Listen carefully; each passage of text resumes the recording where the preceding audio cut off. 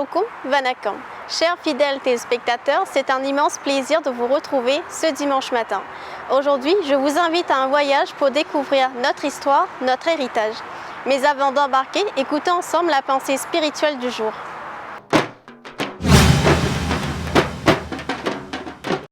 Durga Kali. Elle est la conscience transcendante dans toute connaissance.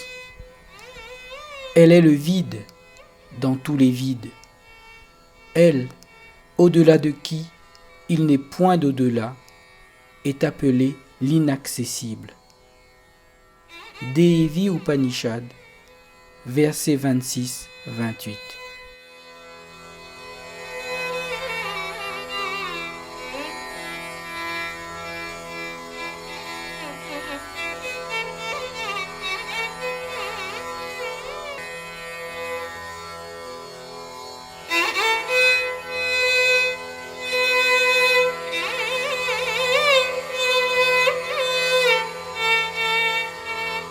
Après cette belle pensée spirituelle, écoutons à présent un bhajanam.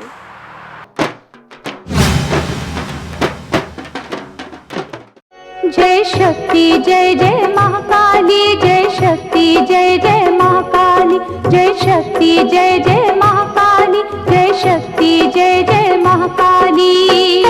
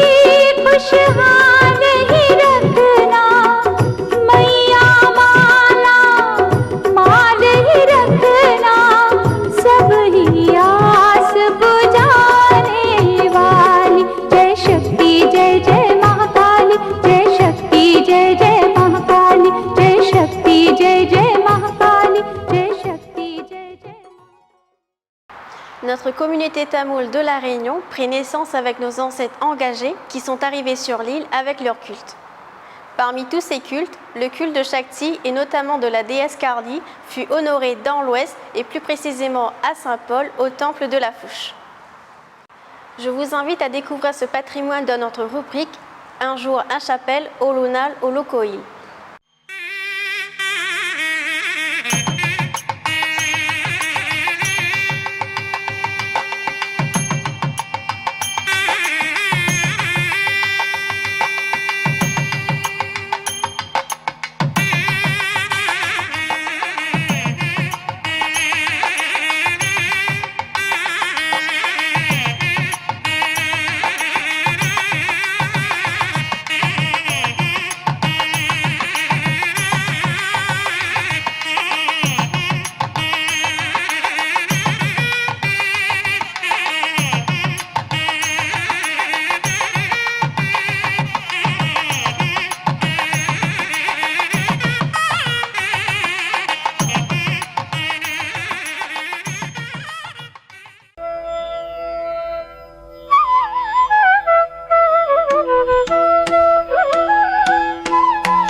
C'est au temple de la Fouche qu'un jour un chapelle consacre son reportage aujourd'hui.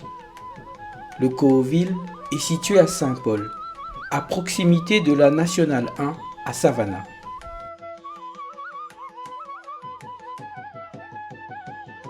Vous ne pouvez pas le manquer à cause de l'immense banyan dont plusieurs branches redescendent vers le sol pour l'enraciner davantage. Personne ne peut dater à quand remonte le culte de Kali ici. Il n'existe aucun témoignage qui puisse aider à positionner avec certitude une date dans l'histoire du lieu. Pourtant, ce Ko'il n'est pas sans racines. Les premiers cultes sont très anciens. Pour avancer une telle affirmation, il y a plusieurs raisons plausibles que nous vous présentons ici. Souvenons-nous d'abord que les premiers habitants de l'île se sont installés autour de l'étang de Saint-Paul, au pied de la montagne qui surplombe la ville. La savane aride s'étendait du bout de l'étang jusqu'à la rivière des Galets. Ce n'est qu'après la livraison du canal Le Marchand en 1829, dont la construction a duré 15 ans, que les terres arides se transforment en champs de canne.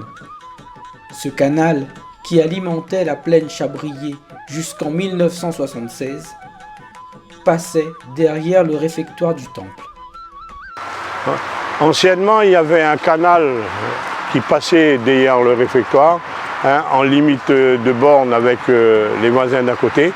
Et ce canal, c'était un ruisseau qui rejoignait la ravine La Plaine et l'étang de Saint-Paul.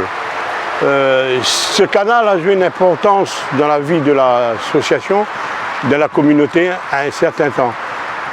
Aujourd'hui, ce canal n'existe plus. Suite à... en fait, aussi, ça servait, ce canal-là, à alimenter la terre agricole aux alentours. Donc ce canal, aujourd'hui, n'existe plus.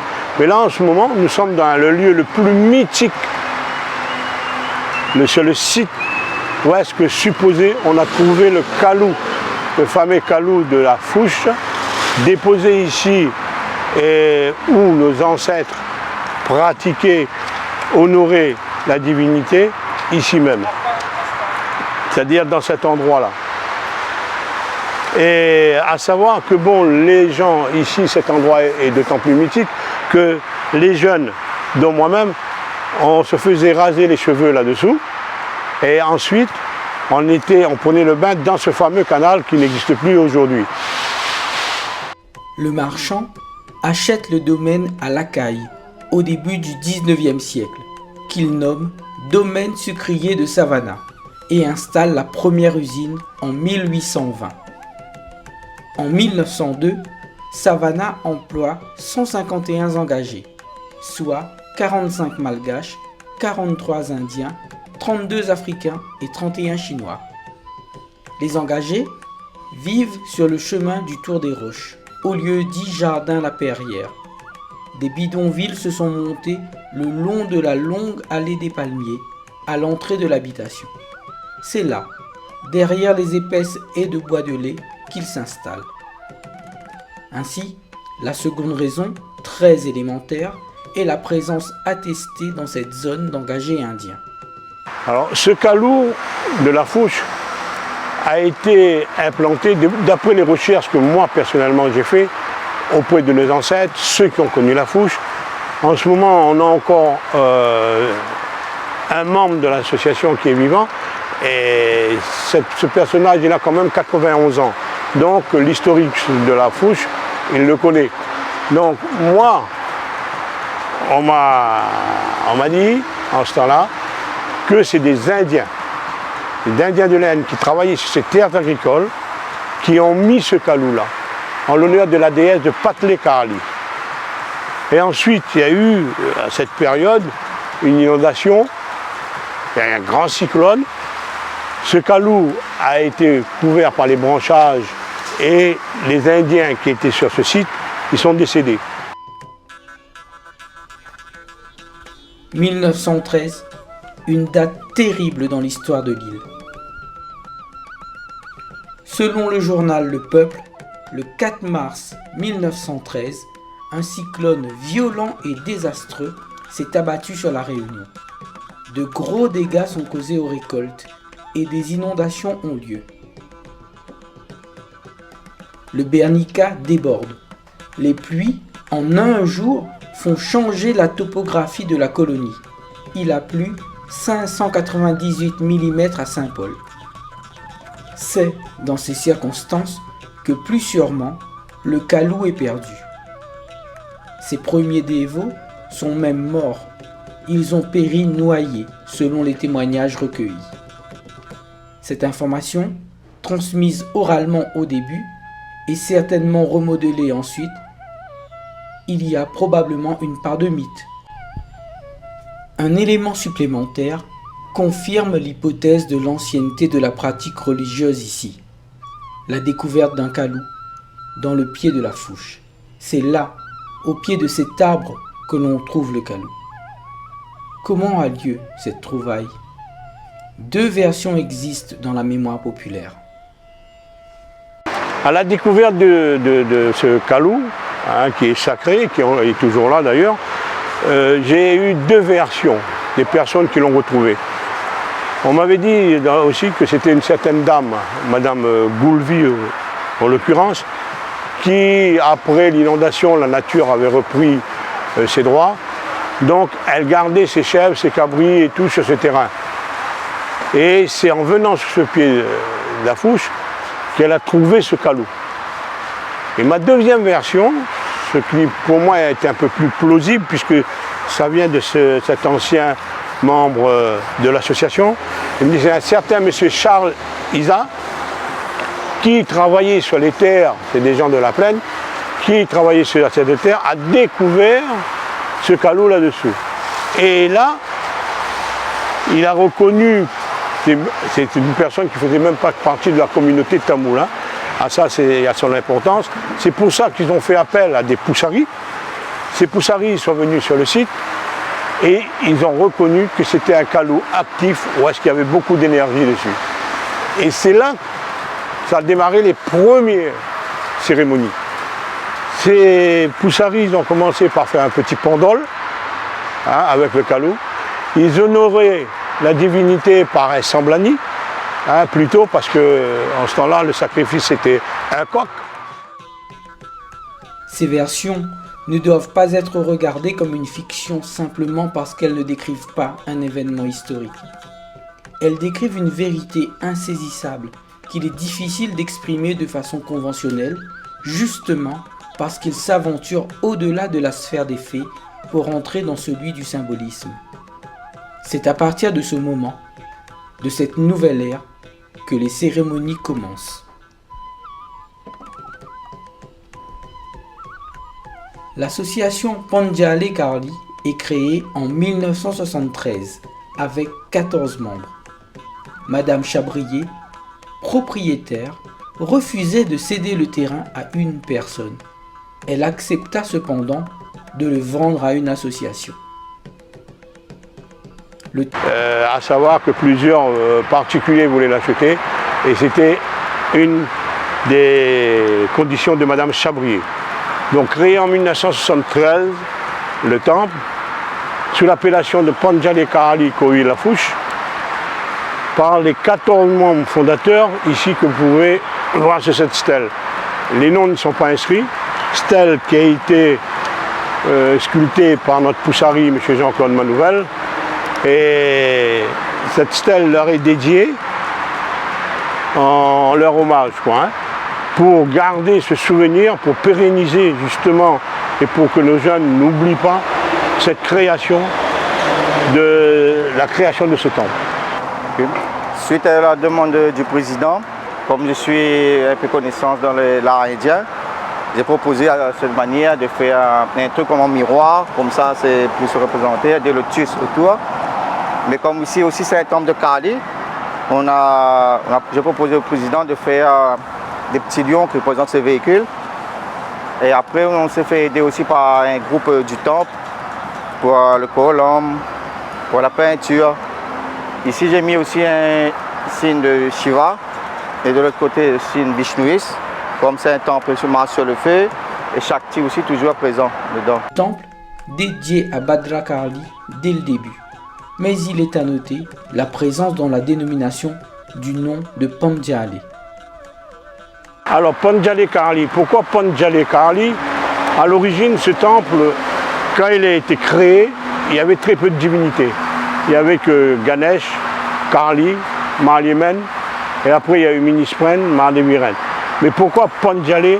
Pandjale, ce sont des gens de la Ravine Creuse, en l'occurrence M. Moumien et M. Lougou, le père, qui sont venus dans la Ravine Creuse et qui ont pratiqué la marche sur le feu, ici au temple de la Fouche. D'où l'appellation Pandjale Karli. Et on peut retrouver ces statues, Alvan Dolvede Pandjale, qui a été sculptée par ces gens-là, qui sont actuellement dans le temple. Aussi, un des buts de l'association aujourd'hui, c'est de pérenniser et remettre à jour le culte de nos anciens, c'est-à-dire remettre en pratique cette marche sur le feu. Mais pour le moment, malgré mes recherches, multiples recherches, personne n'a pu me définir vraiment où se situait l'ancien, comme on dit dans notre communauté, carré de feu. Certains me disent que j'étais dans ce côté, certains me disent que c'était près de la chapelle Mini. Donc, si on veut aller vers ce sens, il faudra que nous-mêmes, l'association, on rouvre un nouveau carré de feu. Mais à savoir ce qu'on me dit aussi, que ce carré de feu qui a été créé est toujours actif, toujours vivant, comme on dit. La mémoire populaire retient qu'au fil du temps, les pénitents ont expérimenté des difficultés à traverser le brasier. Par conséquent, ce rituel s'arrêta bien avant la création de l'association. Une chapelle en tôle a été édifiée et le calou retrouvé fut installé. Celle-ci, aujourd'hui, est devenue un magasin de stockage pour le temple. Quant au calou, il est aujourd'hui devant la Murti de Kali. En 1983, l'équipe dirigeante décide de l'édification d'un nouveau temple en dur, à l'identique de celui de Kali dans le bois. À cette période, l'association est présidée par M. Léon Lachimi. Puis, elle procède au déplacement de Nargoulan et du Cabarlon. C'est durant cette présidence qu'est construit le temple de Mini.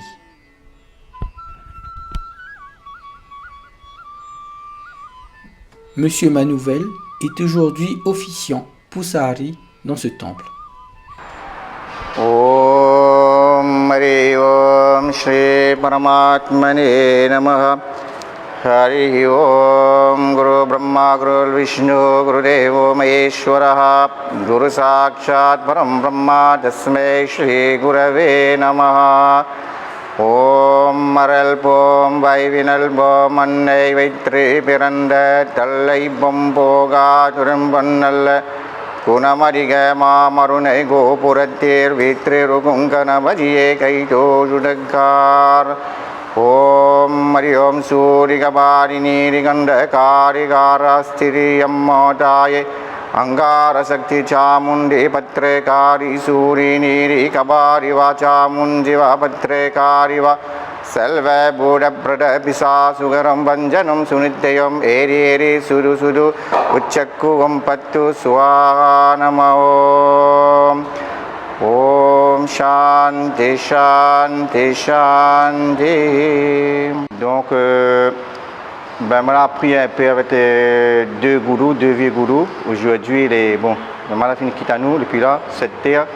Un de cousins, mon papa, il s'appelle Timé, monsieur Timé. Et l'autre, c'est un gourou, Mahade Vaïtirengom. Ces deux gourous travaillaient au temple de Benika, Bois-Rouge. Et à l'époque, ils étaient vécus avec eux au temple de Benika, Bois-Rouge.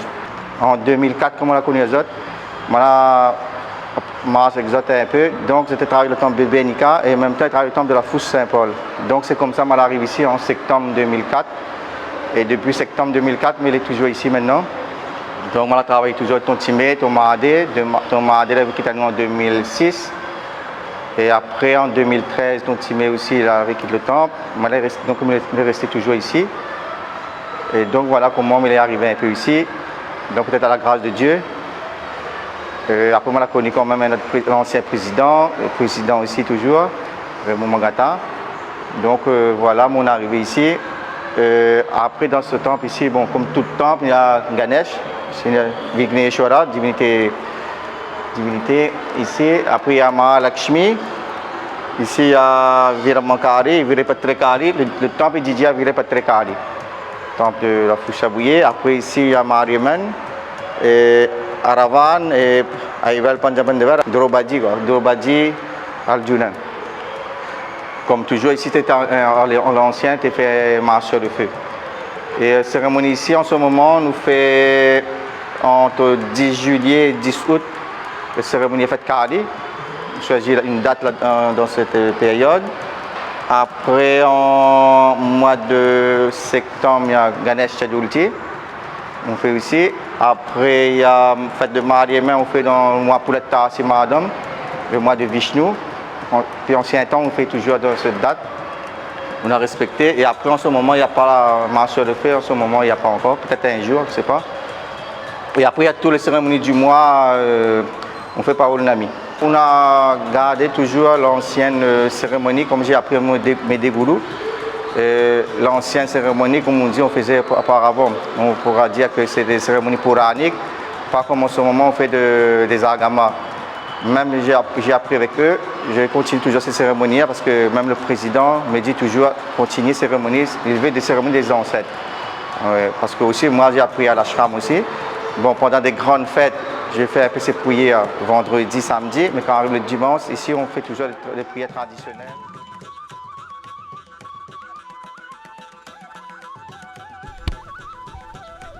Le Poussahari est aidé dans sa fonction par un jeune vicaire.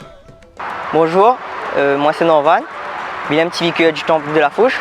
Il y en a un autre, mais il est absent aujourd'hui. Et moi, il est là depuis à peu près l'âge de 15 ans. Et mon autre vicaire apprend à moi comment il travaille ici. Et il trouve que ce temple-là, il y a quoi de moins beaucoup de choses. Depuis qu'il vient ici, il a été beaucoup accordé et il affectionne beaucoup ce temple. Dans mon rôle de vicaire, il fait beaucoup de choses. Il nettoie le temple, il prépare Abhishegam, cérémonie, il est proche du prêtre. Et de ce rôle-là, il affectionne beaucoup parce qu'il est proche de bon Dieu. Il aime bien ce temple-là. Et il va toujours venir dans ce temple-là parce qu'il sent moins bien en fait. Le temple a bien sûr évolué et changé de visage au cours des décennies.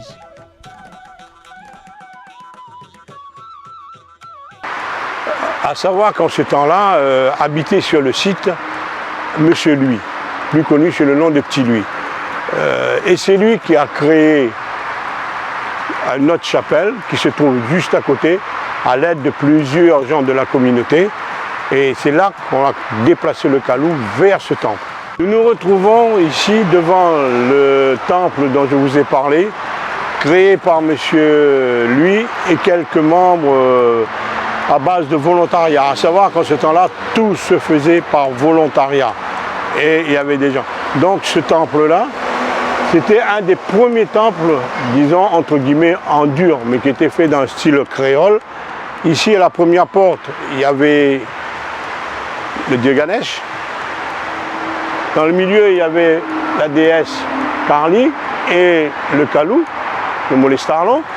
Et à côté, vous avez la déesse Mar-Yemen. Et après, actuellement, le Nargoulan est de l'autre côté, mais à savoir que le Nargoulan était ici, devant nous, et le Kabarlan à côté. Alors pour les cérémonies, les gens faisaient une salvaire ici, et les sacrifices d'animaux se faisaient là. Et l'ancien temple mini se trouvait juste à côté. On a eu cette évolution. Cette évolution, tous les temples ont été déplacés. Créés en 83, dans les années 83, on a fait le grand temple, mais ce temple a été fait à l'identique. Le président dans ce temps, M. Léon Latumi, avait une préférence pour le construire dans le même type que le temple de Karli dans le bois. Ce qui a été fait d'ailleurs, mais maintenant Karli dans le bois a évolué, mais nous on est resté à l'identique depuis sa construction en 83.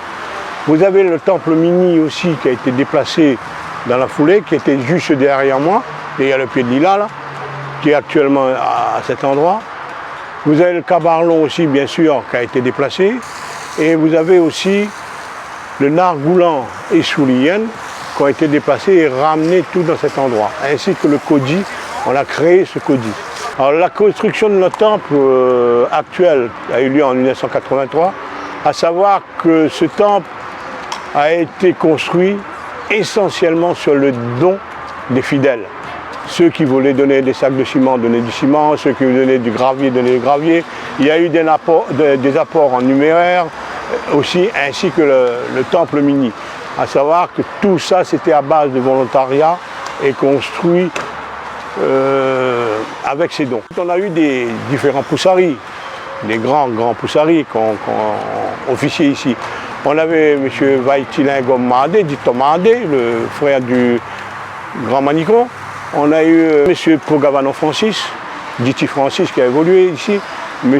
Motaga André qui a officié dans le truc. Mais ceux qui ont officié au début dans ce temple, c'était M. Lougou et son fils Mounia, qui étaient des gens de la Ravine Creuse, hein, comme je disais tout à l'heure, et qui ont ouvert ce carré de feu. À savoir qu'en ce temps-là, les services se faisaient, chacun amenait son prêtre. Il n'y avait pas de poussarie attitrée dans le temple.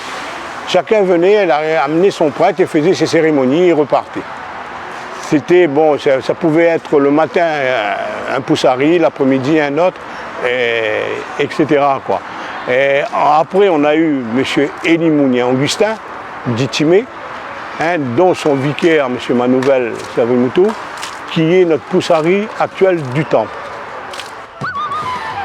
Dans chaque maison où il y a une femme qui fait son travail, encadrant son sourire avec son voile, c'est vous, Ma, c'est vous, déesse noire, celle qui se lève soigneusement avec la lumière de l'aube, pour vaquer avec ses mains douces aux tâches ménagères. C'est vous, Ma, c'est vous, déesse noire, la femme qui fait l'aumône, qui fait des vœux, qui se recueille, qui lit les Écritures correctement avec le sourire, qui drape son mari sur l'enfant sur ses genoux, apaisant sa faim avec une berceuse. C'est vous, Ma. C'est vous, déesse noire. Elle ne peut être quelqu'un d'autre, mère, sœur, femme au foyer, toutes sont vous. Twameva Mata Cha Pita Twameva Twameva Bandhus Cha Sakha Twameva Twameva Vidya Dravinam Twameva Twameva Sarvam Mama Deva Deva Twameva Sarvam Mama Deva Deva. Les jeunes fidèles qui fréquentent ce Koovil participent volontiers à la préservation des traditions. Ayant fréquenté donc ce temple depuis mon enfance, Donc mon évolution ici a été marquée par de grands moments, des moments de joie, de plaisir intense, comme la célébration de mon mariage, donc qui est une grande étape dans la vie.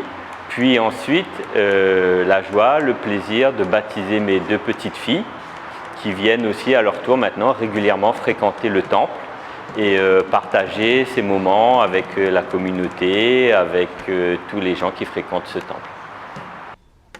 Toutes les cérémonies commencent ici par l'hommage au gourou. Le sanctuaire qui leur est consacré est placé sous le pied d'Afouche. Les Bakhten y construisent lors des fêtes un ténin, sorte de salle verte en feuilles de coco tressées. C'est ici qu'on a édifié cette petite structure pour prier nos défunts et notre gourou. À savoir que dans les structures, il y a une partie, c'est la dernière partie qu'on a retrouvée, que j'ai retrouvée personnellement sur le temple de la Fouche, et qui était, je pense, l'édifice de Soulien, qui était devant l'ancien temple. Donc à savoir, avec notre Poussari, on a dit, voilà, on édifie quelque chose, pas de définitif, mais pour de mieux, justement pour prier nos ancêtres, et avant toute grande cérémonie, que ce soit toutes les fêtes marliémènes, Karali, etc., nous commençons les prières ici, en invoquant notre gourou, de nous donner l'ouverture. Donc c'est ici à savoir que c'est mythique, hein, et parce qu'on est sous les pieds de la Fouche, et c'est là qu'on a retrouvé le Kalou, comme je vous disais tout à l'heure. Ganesh, le seigneur des êtres, fait face au sud, la voie de l'action, des karmas. Dans cette orientation, il représente le maître. Ishavasya Upanishad, figurant dans le dernier chapitre du Yajurveda, explique que la voie de l'action donne l'éligibilité pour la connaissance, c'est-à-dire pour la voie du Nord. Ainsi, quand le dévot se place face à Ganesh, il fait face au Nord, donc à la connaissance. Seul Jnana Yoga, la voie de la connaissance, libère du samsara.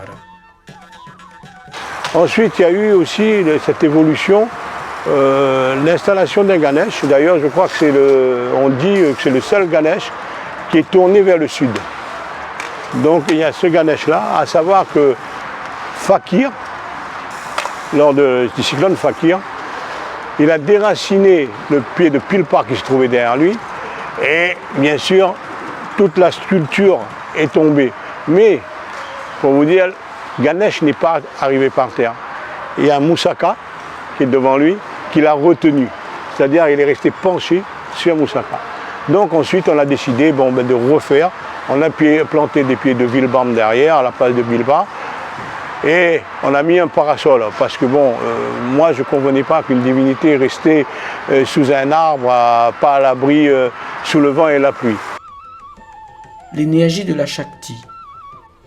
Les personnes de toute l'île ont commencé à expérimenter la grâce de Mahakali, qui s'y manifestait en particulier dans la bénédiction d'une progéniture ou dans la recherche d'un époux ou d'une épouse. Les dévots affirment que ceux qui offrent sincèrement le culte n'ont jamais été déçus. Beaucoup venaient alors faire des offrandes sous forme de padelles, mais laissaient tout sur place. Cela engendrait une pollution qui dégradait les alentours des sanctuaires. La mise en place de la clôture permet désormais de garder le site propre. Monsieur Mangata, qui nous accueille aujourd'hui, préside l'association depuis 2008. C'est en 2004 qu'on m'a appelé, on m'a sollicité pour venir donner un coup de main, comme on dit, au temple. En ce temps-là, le temple était présidé par M. Motagan Antoine. Donc je suis arrivé en tant que secrétaire et j'ai géré un peu le temple comme il le fallait. Et c'est en 2008 que je me suis présenté à la présidence, depuis 2008. Donc c'est pour un peu pérenniser ce qui a été fait auparavant. Et aussi parce que mon père étant un des 14 membres bienfaiteurs, c'était un peu de notre héritage. Et surtout cette foi. Et je ne vous ai pas parlé peut-être, j'avais 10 mois quand mes parents ont fait don de mes cheveux ici au temple. Quand je suis arrivé au temple, la procession de la divinité se ne faisait plus à l'extérieur. À savoir aussi que dans le temps, à chaque cérémonie, marche sur le feu, la divinité, on la promenait, on la sortait jusqu'au, on appelle dans le fond bouillon. Maintenant, moi, quand je suis arrivé, la divinité ne sortait plus. Il n'y avait plus de procession. Je me suis dit, on ne peut pas laisser une divinité 365 jours dans un temple. Donc, j'ai remis à jour aussi cette procession, mais pour le moment, je ne peux pas aller dans le fond bouillon vu que je n'ai pas de cheminement. Les chemins sont un peu bouchés pour l'instant. Et j'espère que ça ira mieux après. Mais pour le moment, on reste sur la sortie jusqu'au rond-point du Sans Souci et on revient. Donc je suis là pour pérenniser, pour travailler, pour revenir à ce que nos ancêtres ont fait, pour ne pas l'oublier surtout.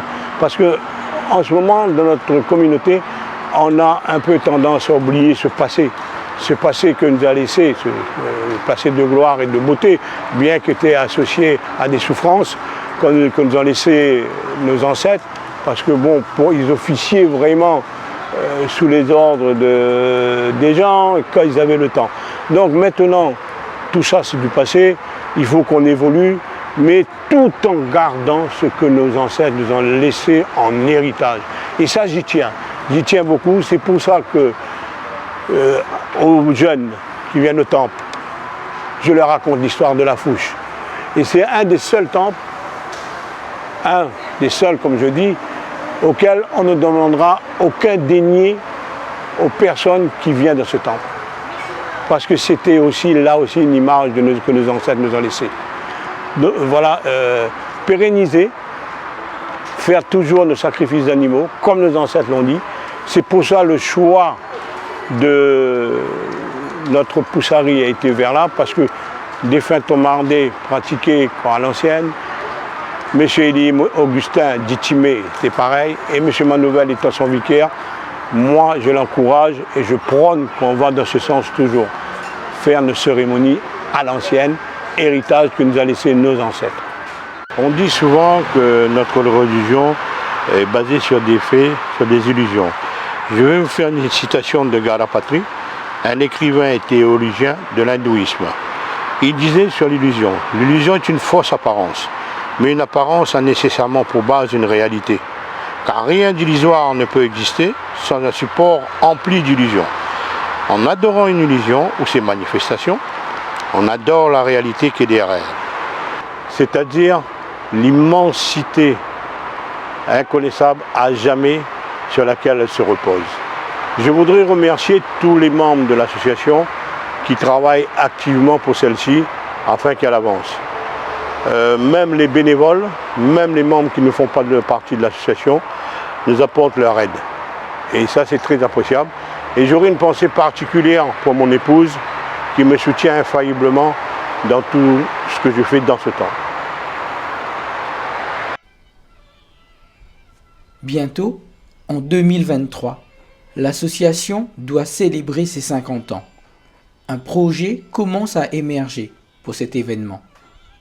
L'équipe de Vanakam Réunion TV ne doute pas que cette manifestation sera l'occasion d'affirmer l'importance de la Sampradaya, la tradition dont nous sommes tous héritiers.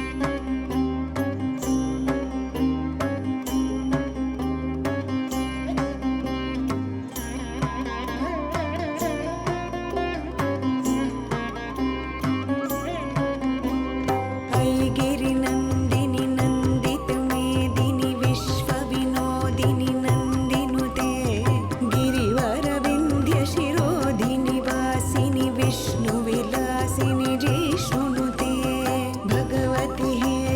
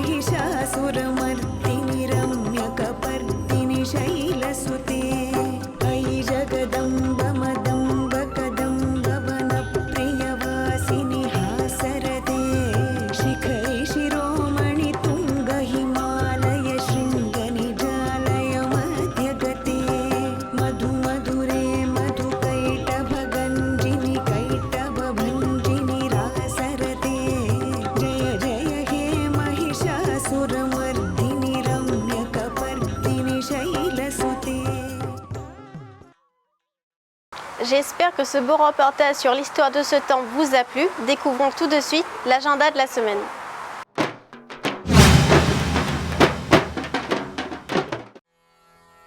Compte tenu du contexte actuel, veuillez vous rapprocher des associations organisatrices respectives. Lundi 2 août, Padine Tamperuku, changement du cordon tardi. Lundi 2 août, Adi Kartikei Kavadi, Okovil Muruga de Basse-Terre et Okovil Tiruchendur de Sainte-Marie. Jeudi 5 août, Pradosham, Puja pour Shiva. Vendredi 6 août, Shivaratri, Puja pour Shiva. Samedi 7 août, Amavasai, Puja pour les défunts. Dimanche 8 août, Shri Kali Brahmotsavam, au Covil de Saint-Louis. Compte tenu du contexte actuel, veuillez vous rapprocher des associations organisatrices respectives. Depuis quelque temps, l'Inde se trouve fortement impactée par le virus. La Fédération tamoule de la Réunion s'est associée avec diverses associations respectives dans le but de mener une œuvre caritative, Moins les Indias. Nous comptons sur votre générosité. Parce que l'Inde, c'est un peu de nous. La Réunion se mobilise. Soyons solidaires. Faites un don sur le www.moinlesindia.re ou appelez au 06 92 72 46 26. Suite au lancement de cette belle action humanitaire, Vanacom Réunion Radio a réalisé un CD Moins les Indias. Le prix de vente du CD est fixé à 10 € et la totalité des fonds sera reversée à l'opération Moins les Indias. Vanacom Réunion TV vous invite dès à présent à passer votre commande auprès de la Fédé au 06 92 72 46 26. Et pour compléter cette opération, nous vous invitons à découvrir le clip réalisé pour cette opération humanitaire.